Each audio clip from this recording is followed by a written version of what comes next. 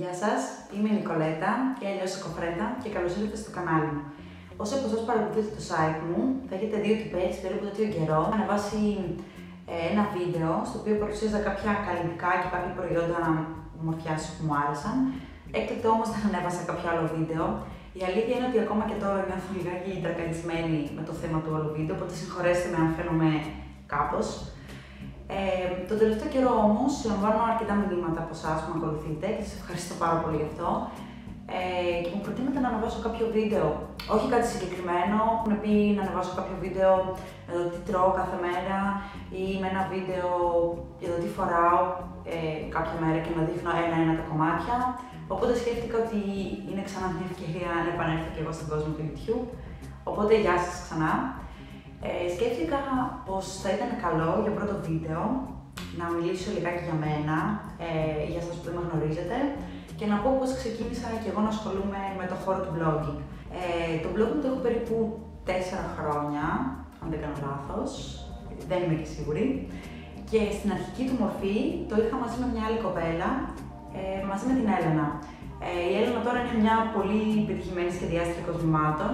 Τρέξαμε μαζί για περίπου 2-3 μήνες, αλλά από εκεί και πέρα είδαμε ότι άλλα πράγματα ήθελε να κάνει η Έλενα και άλλα ήθελα να κάνω εγώ, οπότε χωρίσανε κάπως έτσι οι δρόμοι μας. Ασχολούμαι με το blogging περίπου 1 χρόνο. Αυτό που σπούδασα είναι πάρα πολύ άσχετο βέβαια με αυτό που κάνω τώρα, όπως πολλοί και πολλές bloggers πιστεύω. Έχω τελειώσει φιλοσοφία, μετά από περίπου 10 χρόνια ορκίζομαι, οπότε πιστεύω ότι αφού ορκίζομαι εγώ έχουν πίστη και ελπίδα όλοι οι αιώνιοι φοιτητές. Τελείωσα λοιπόν φιλοσοφία στην Πάτρα και το blog μου δημιουργήθηκε εκεί, επειδή κάποια στιγμή λόγω το ότι η σχολή δεν μου άρεσε καθόλου, είχα μπλοκάρει αρκετά, οπότε το blog με βοήθησε ουσιαστικά να βρω λιγάκι τις ισορροπίες μου εκείνη την περίοδο, αφού ασχολιόμουν με κάτι που μου αρέσει πάρα πολύ.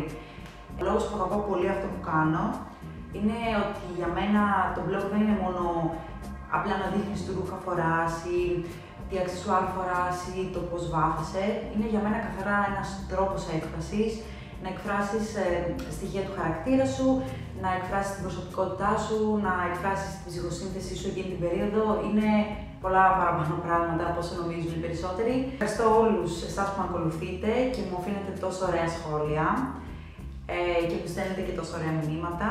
Οπότε θα τα ξαναπούμε σύντομα. Γεια σας!